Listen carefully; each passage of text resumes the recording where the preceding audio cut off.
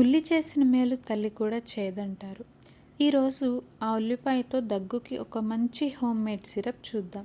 ఇది పిల్లలకు చాలా బాగా పనిచేస్తుంది. దీన్ని ఎలా తయారు చేయాలో చూద్దాం.